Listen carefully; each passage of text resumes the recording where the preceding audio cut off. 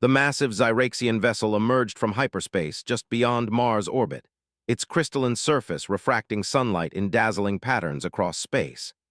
Admiral Victoria Nash stood on the bridge of the EDF Vigilant, her weathered hands clasped behind her back as she studied the alien ship. At 63, she'd spent 4 decades in Earth's defense force, but nothing in her experience had prepared her for this moment. "They're hailing us again, Admiral," Lieutenant Omar Patel reported from his communications station. "Grand Overseer Weichsel requests your presence for diplomatic talks aboard their vessel." Nash's steel-gray eyes narrowed. The Zyraxians had appeared 3 days ago, claiming to represent a peaceful coalition of spacefaring species. Their technology was impressive, ships that seemed to be grown rather than built, weapons that could redirect solar energy, and faster-than-light drives that left no quantum wake. Everything about them screamed advancement and sophistication. And that was precisely what worried her. "Tell them I'll need to consult with the Earth Defense Council," she replied, turning to face the holographic tactical display. The Zyraxian ship was nearly 3 kilometers long, but her sensors detected unusual energy signatures that didn't match their supposed peaceful intention. In her private quarters later that day, Nash reviewed historical footage of humanity's first steps into space. Barely 50 years had passed since the first quantum drive test, and now Earth faced its first alien civilization. The public was ecstatic, celebrating in the streets, dreaming of technological exchanges and cultural integration. But Nash had spent too many years studying conflict theory to share their optimism. "Computer, replay the Zyraxian diplomatic transmission. Focus on background details," she commanded. The air shimmered as Grand Overseer Weichsel's message played again. The alien's translucent skin and floating tentacles were mesmerizing, but Nash focused on the barely visible displays behind him. Her Mandarin Chinese was rusty, but she'd bet her career that the symbols flickering there matched ancient military texts. A gentle chime announced a visitor. "Enter," Nash called, and Dr. William Harrison, Earth's leading xenolinguist, stepped inside. His dark skin contrasted sharply with his white research uniform, and his expression was troubled. "Admiral, I've completed the deep analysis of their language patterns," he said without preamble. "There are significant discrepancies between their formal diplomatic speech and the background chatter we've picked up." Nash gestured for him to continue. Harrison projected a complex linguistic diagram into the air between them. "Their casual communications contain military terms, lots of them. They're using a sophisticated encryption that mimics natural language patterns, but there are clear command structures embedded in their seemingly peaceful messages." "Just like I suspected," Nash murmured. "They think we're children, William. They see our young space program and assume we're naive. They don't realize that humanity's greatest advances have always come from conflict and competition." She pulled up classified files from Earth's secret military archives. While the public celebrated peaceful space exploration, the world's governments had quietly prepared for this exact scenario. Underground factories on Mars churned out experimental weapons. Quantum computers ran endless battle simulations. Special forces trained in zero-gravity combat. "Have you informed the Council?" Harrison asked. "Not yet. I wanted absolute confirmation first." Nash stood, moving to the viewport. The Zyraxian ship glittered like a malevolent jewel against the stars. "They're so confident in their superiority that they're getting sloppy. Did you notice their ship's crystalline structure?" Harrison nodded. "Beautiful technology. They apparently grow their ships using some form of controlled crystallization process." "Yes, and those same crystals are perfect for focusing energy weapons," Nash said grimly. "Their entire ship is one massive weapons platform disguised as an architectural choice. The question is, why go through this elaborate deception? Why not simply attack?" The answer came to her even as she asked the question. "Because they don't just want Earth, they want our entire solar system intact. A direct assault would risk destroying valuable resources. They're trying to get us to lower our guards, to welcome them into our orbital defense network." Harrison's eyes widened as he understood the implications. "If they gain access to our navigation systems?" They could disable our entire defense grid before we knew what hit us, Nash finished. But we're going to let them think their plan is working. Meanwhile, I need you to compile everything you've learned about their language and technology. We're going to give them a lesson in why humanity's survival instincts should never be underestimated. As Harrison left, Nash sent a coded message to the Defense Council. The Zyraxians thought they were dealing with an inexperienced species taking its first steps into the galactic community. They had no idea that humanity's violent history had taught us to always prepare for the worst while hoping for the best. The game of deception would continue, but now both sides were playing. And if there was one thing humans excelled at, it was turning an enemy's strength into a weakness. Deep beneath the Martian surface, Commander James Rodriguez walked through a massive underground facility that officially didn't exist. The red planet's dust storms raged above, providing perfect cover for the quantum energy signatures that would otherwise betray the presence of Project Oracle. Around him, thousands of engineers and scientists worked tirelessly, preparing for a war that most of Earth's population didn't know was coming. "Status report on the Phantom Fleet," he called out as he entered the Central Command Center. The chamber was a marvel of holographic technology, displaying real-time data from every corner of the solar system. Dr. Yuki Watanabe, the project's lead quantum physicist, manipulated the display to show a cluster of seemingly empty space near Jupiter. "The quantum cloaking systems are performing beyond expectations," she reported, her augmented eyes glowing softly as they processed data streams. "The Zyraxian scanning technology relies heavily on crystalline resonance.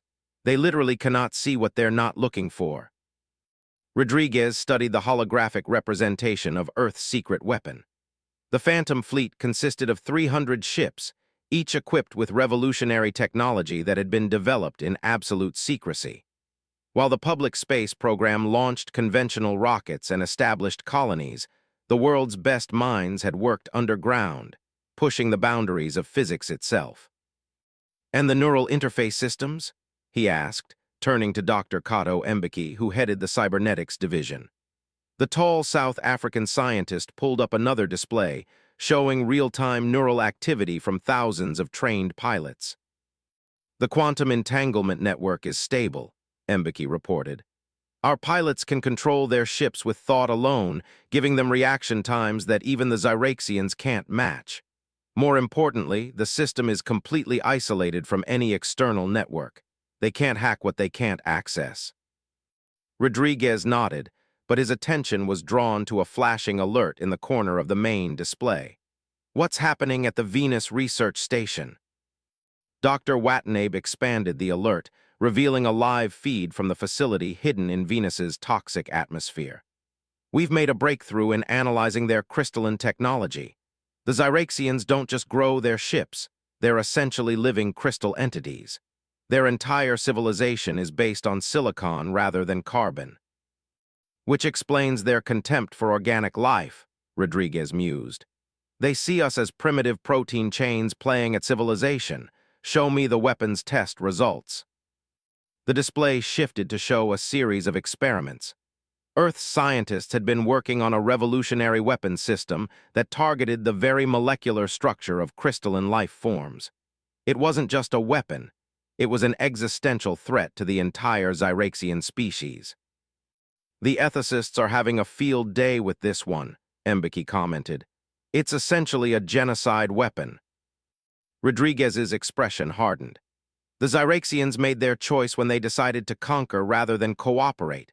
Admiral Nash's intelligence confirms they've done this before, infiltrating younger civilizations, pretending to be peaceful, then striking when their victims are most vulnerable. He pulled up classified footage from deep space probes. "Look at these readings from their home systems. Their planets are crystalline structures all the way to the core. They don't colonize worlds, they transform them, converting all matter into crystalline forms compatible with their biology. Earth wouldn't just be conquered, it would be completely remade." "The public would panic if they knew," Dr. Watanabe said softly. "Which is why they don't," Rodriguez replied. "Let them celebrate first contact while we prepare. Humanity has a long history of facing existential threats. We've survived ice ages, plagues, world wars, and our own destructive tendencies. We'll survive this too. A priority alert flashed across all screens. Admiral Nash's latest intelligence report had arrived, encrypted with quantum keys that even the Zyraxians' advanced computers couldn't crack. Rodriguez read it quickly, his cybernetic eye implant processing the data streams. "They're moving faster than expected," he announced. "The Zyraxian fleet is repositioning under the guise of a cultural exchange program. They're trying to place their ships near key strategic points in our solar system." "How long?" Mbeki asked. "Days, maybe hours. They've noticed increased activity around our outer system sensor arrays. They suspect we might be onto them." Rodriguez opened a secure channel to all Project Oracle facilities across the solar system. "This is Commander Rodriguez. Operation Lighthouse is now active. I repeat, Operation Lighthouse is active."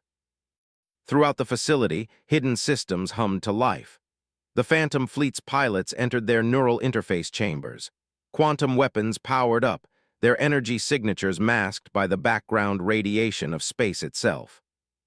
"Should we inform Admiral Nash about the crystalline weapon?" Dr. Watnabe asked. Rodriguez shook his head. "Not yet. If the Zyraxians have any telepathic abilities, we can't risk them picking up stray thoughts about our trump card. Nash will play her part, letting them think their deception is working. When they strike, expecting to find a primitive civilization armed with basic energy weapons. They'll find an enemy who can target their very essence," Mbeki finished. As alerts continued to flash across the command center, Rodriguez allowed himself a grim smile. The Zyraxians thought they were dealing with simple organic beings who had barely mastered space travel. They were about to learn that humanity's greatest strength wasn't its technology, but its constant preparation for the worst possible scenarios. The trap was set. Now they just had to wait for the Zyraxians to spring it. Fleet Admiral Kenzo Tanaka watched from the bridge of the EDF Prometheus as the Zyraxian ships began their synchronized movement. To the public, it was announced as a ceremonial display of their advanced technology. To his trained eye, it was unmistakably an attack formation. "Multiple quantum signatures detected," reported Lieutenant Amara Akaffer, her fingers dancing across the neural interface console. "They're powering up weapon systems but masking them behind ceremonial energy displays. Clever." Tanaka's cybernetic eye whirred softly as it analyzed the tactical display. The Zyraxians had positioned their ships in a complex three-dimensional pattern that would allow them to strike every major human settlement simultaneously. Their crystalline vessels sparkled beautifully in the sunlight, a deadly light show that was about to turn lethal. "Status of Operation Lighthouse?" he asked quietly. "Commander Rodriguez reports all systems ready," Akaffer responded. "The Phantom Fleet is in position, completely undetected. Dr. Watnabe's quantum masking technology is holding perfectly." The bridge crew worked with practiced efficiency, maintaining the illusion of a primitive military force while Earth's real defenses waited in the shadows. Years of drills and preparation were about to be put to the ultimate test. "Sir," called out Lieutenant Akaffer, "incoming transmission from the Zyraxian flagship." Grand Overseer Vikestal's crystalline form materialized in the holographic display. "Admiral Tanaka, we are honored to present this demonstration of Zyraxian harmony. Our ships will now perform the Dance of Unity, a celebration of our growing alliance." Tanaka smiled politely, noting how the alien's translucent body refracted light in complex patterns. What had once seemed beautiful now revealed itself as nature's warning sign, like the bright colors of a poisonous creature. "We look forward to the display, Overseer." The transmission ended, and Tanaka's expression hardened. "They're not even trying to hide their intentions anymore. They think we're too primitive to recognize a battle formation. Signal Admiral Nash, Operation Lighthouse is go." Across the solar system, hidden quantum transmitters activated. The real battle plan, years in the making, began to unfold.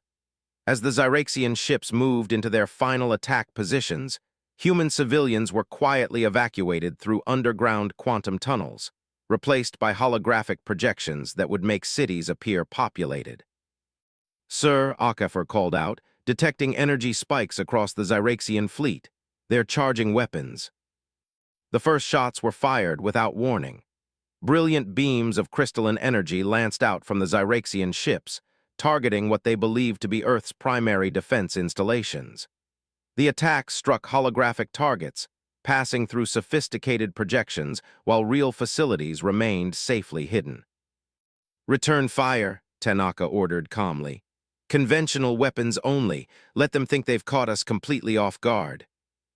Earth's visible fleet responded with a deliberate show of primitive plasma weapons and nuclear torpedoes.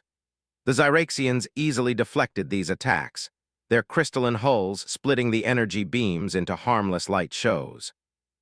"Admiral," Weichsel's voice boomed across all frequencies, "your primitive species leaves us no choice but to assume control of your system. Surrender now, and we will ensure your people survive the transformation process." Tanaka allowed himself a small smile. "Transformation process? You mean like the other worlds you've crystallized, Overseer? We've known about your true nature since you arrived." There was a moment of stunned silence from the Zyraxian commander. Then, "Impossible. Your technology is too primitive to." "Now, Commander Rodriguez," Tanaka ordered. Suddenly, space itself seemed to ripple as the Phantom fleet dropped its quantum camouflage. 300 ships of advanced human design appeared in perfect attack formation, their positions carefully calculated to neutralize the Zyraxians' tactical advantage. "Impossible," Weichsel's crystalline form vibrated with rage. "These readings, these ships cannot exist." "You made a fundamental mistake, Overseer," Tanaka replied. "You assumed that because we didn't flaunt our technology, we didn't possess it. Humanity learned long ago that true strength lies in what you don't reveal." The Phantom fleet opened fire with weapons that defied conventional physics. Quantum beams that existed in multiple states simultaneously passed through the Zyraxians' energy shields as if they weren't there. Temporal torpedoes detonated in bubbles of localized time dilation, causing crystalline hulls to age thousands of years in seconds. "This is Admiral Nash," a new voice joined the command channel. "The Zyraxian secondary fleet has been detected emerging from hyperspace, just as predicted. Commander Rodriguez, you may deploy the resonance weapons." Across the battlefield, human ships activated devices that had been specifically designed to target crystalline life forms. The weapons emitted frequencies that disrupted the very molecular structure that made up Zyraxian biology. "You cannot do this." Weichsel's transmission was distorted, his crystalline form already showing signs of stress fractures. "We are the superior species. We have conquered countless worlds." "And that was your second mistake," Tanaka responded. "You fought only younger civilizations, species you could overwhelm with your technological superiority. But humanity, we've spent our entire history fighting ourselves. Every advance we've made has been tested in the crucible of conflict. We don't just adapt, we anticipate." The battle raged across the solar system, but its outcome was never in doubt. The Zyraxians found their carefully planned conquest turned into a desperate fight for survival. Their crystalline ships, once seemingly invincible, shattered under weapons specifically designed to exploit their fundamental nature. As the Phantom fleet pressed its advantage, Tanaka opened a channel to all human forces. "Remember your training. We're not here to destroy them, we're here to teach them why humanity should never be underestimated." The lesson was about to become very clear indeed. Captain Diana Blackwood stood in the neural command chamber of the EDF Hyperion, her mind merged with the quantum systems of humanity's most advanced warship. Around Jupiter's orbit, the decisive battle of the war was about to begin. The Zyraxians had fallen back to regroup, gathering their remaining forces for one final push. "Neural sync at 100%, reported Dr. Alina Kovac, monitoring the quantum interface systems. "The entire fleet is linked and ready, Captain." Through the neural network, Blackwood could feel the presence of every ship in her battle group, their crews connected in a vast web of shared consciousness. It had taken years of research to perfect this technology, the ability to coordinate entire fleets with the speed of thought while maintaining individual autonomy. The Zyraxians are deploying something new, Lieutenant Marcus Wung announced, his augmented senses scanning the enemy fleet. Their ships, they're merging. The enemy vessels were flowing together like liquid crystal, combining into massive structures that defied conventional physics. What had been hundreds of individual ships was becoming a dozen gigantic crystalline entities, each larger than Earth's moon. They're desperate, Blackwood observed through the neural link. They're sacrificing mobility for raw power. Dr. Watanabe, what are we looking at? The quantum physicist's voice echoed through the network. They're creating quantum crystalline matrices. By combining their ships, they're trying to achieve computational density that would let them crack our encryption and take control of our systems. Not going to happen, Blackwood responded. She opened her consciousness to the full battle network, connecting with every ship commander in the human fleet. This is exactly what we prepared for. Execute Formation Phoenix. The human fleet moved with impossible precision, ships rearranging themselves into intricate patterns that mirrored the mathematical structure of space-time itself. Years of simulation had proven that certain geometric formations could enhance quantum effects, turning space itself into a weapon. Commander Rodriguez, status of the resonance weapon, Blackwood asked through the neural link. Fully charged, but there's a problem, his consciousness replied. The Zyraxians' new configuration is interfering with our targeting systems. We need to get closer, much closer. Blackwood processed this information through her enhanced mind. Getting within range would mean exposing their ships to the enemy's enhanced weapons. But she had trained for this, had run countless simulations of this exact scenario. Dr. Mbeki, initiate Protocol Omega, she ordered. All ships prepare for temporal synchronization. This was humanity's ultimate weapon, not the resonance cannons or quantum torpedoes, but the ability to coordinate hundreds of ships and thousands of minds with perfect precision. As Protocol Omega activated, time itself seemed to flow differently around the human fleet. Multiple temporal fields synchronized, Dr. Mbeki reported. We can maintain this state for 3 minutes before the quantum buffers overload. Blackwood felt the change through her neural interface. Their ships were now operating in a fractionally accelerated time frame, giving them a crucial edge in reaction speed. The Zyraxians' massive crystalline structures began to move, but to the temporally enhanced human fleet, they appeared to be moving in slow motion. All ships execute attack pattern Helios, Blackwood commanded. The fleet moved as one organism, each vessel following paths calculated by quantum computers and guided by human intuition. They flowed through the gaps in the Zyraxians' defense screen, exploiting blind spots that existed for microseconds. The massive crystalline structures fired their combined weapons, but the human ships were never where the attacks landed. They moved like a school of fish, each individual vessel part of a greater whole, all guided by the collective consciousness of their neural-linked crews. We're within resonance range, Rodriguez reported, but their combined structure is too dense for the original weapon frequency. Then we'll give them a frequency they can't ignore, Blackwood responded. Dr. Watanabe, execute Protocol Starcaller. This was the outcome of Project Oracle's most classified research.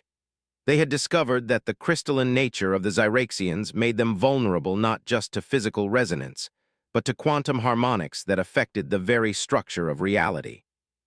The human fleet arranged itself into a perfect geometric pattern, each ship becoming part of a vast quantum antenna. Energy began to flow between the vessels, building into a harmonic pulse that would target not just the Zyraxians' ships, but the fundamental frequency of their crystalline biology. Quantum harmonic at critical threshold, Dr. Watanabe announced, firing in 3, 2, 1. The pulse that emerged from the human fleet was invisible to normal space, but through their neural interfaces, every crew member could feel it, a ripple in the quantum fabric of reality. The massive Zyraxian structures began to vibrate, their perfect crystalline matrices disrupted by frequencies that shouldn't exist in normal space-time. By the eternal stars, The Zyraxian High Commander's voice crackled across all frequencies. "What have you done?" "We've evolved," Blackwood responded simply. "This is what happens when you force humanity to reach its full potential. We don't just adapt to threats, we transcend them." The battle ended not with a dramatic explosion, but with the elegant dissolution of the Zyraxian fleet. Their crystalline ships didn't shatter, but rather underwent a controlled phase transition, transforming from organized structures back into inert matter. As the dust settled, Blackwood opened a channel to Admiral Nash. "Jupiter sector secured, Admiral. The Zyraxian threat has been neutralized." "Well done, Captain," Nash replied.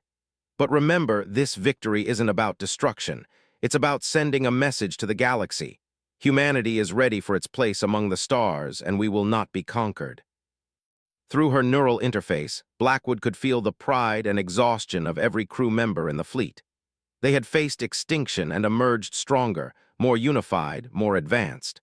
The Zyraxians had sought to transform humanity. Instead, humanity had transformed itself. Ambassador Marcus Chen stood before the Galactic Council chambers, his presence a stark reminder of how much had changed in the past month. The massive crystalline chamber, once dominated by Zyraxian architecture, now hosted representatives from 100 species, many of whom had suffered under Zyraxian expansion. "The terms of surrender are non-negotiable," Chen stated, his voice carrying the weight of humanity's unexpected victory. "The Zyraxian Empire will immediately cease all crystallization processes on occupied worlds. Furthermore, they will assist in restoring worlds they've transformed to their original state where possible." High Commander Vikstull, now representing a drastically diminished empire, shifted uncomfortably in his crystalline form.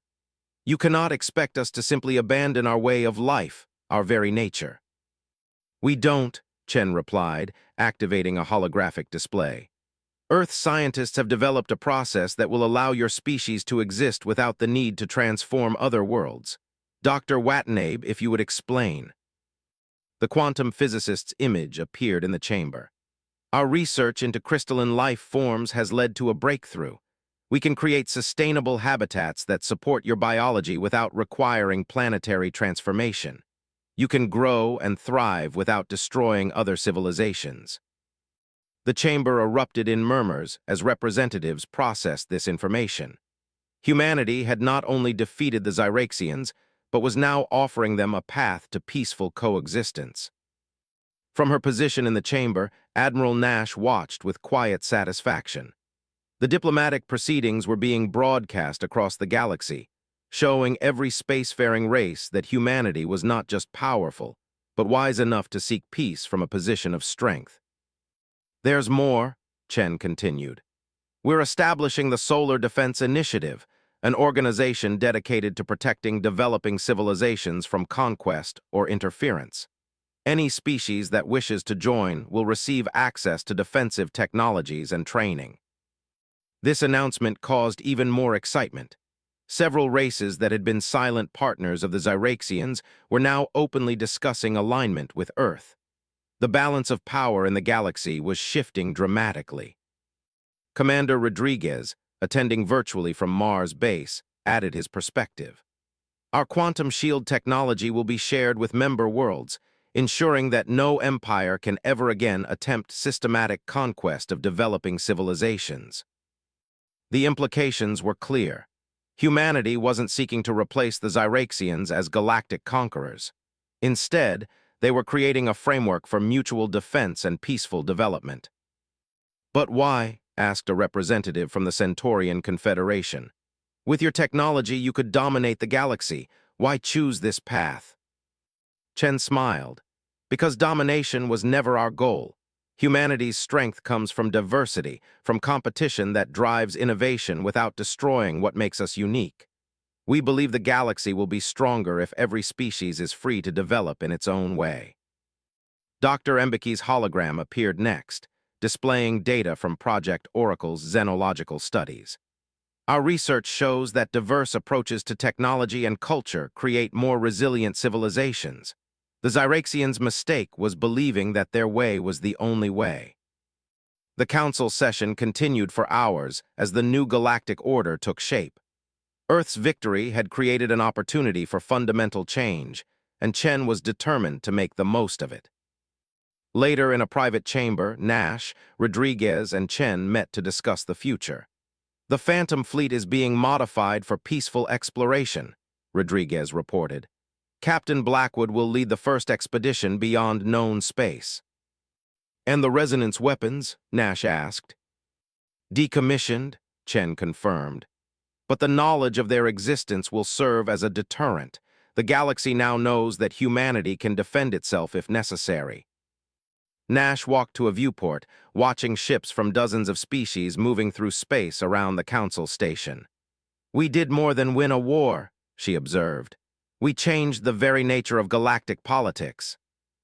"Because we remembered our history," Rodriguez added. "Every human conflict taught us something about strategy, about technology, about the importance of preparation. But most importantly, about the need to build something better after the fighting ends." Chen nodded, reviewing reports from Earth. The public was finally learning the full story of humanity's secret preparations and victory. Rather than fear or anger at being kept in the dark, there was a growing sense of pride and purpose. Earth was becoming a beacon of hope for species across the galaxy. "The Zyraxians thought they were superior because they had conquered their own nature," Nash mused. "But humanity's strength comes from embracing our nature while striving to be better. We don't need to crystallize worlds to progress. We just need the freedom to grow, compete, and innovate." As the three leaders discussed humanity's new role in the galaxy, ships from the newly formed Solar Defense Initiative began their first patrols. Earth had faced its greatest challenge and emerged not just victorious, but transformed. The galaxy would never be the same, and humanity's journey among the stars was just beginning. The message was clear to all watching species.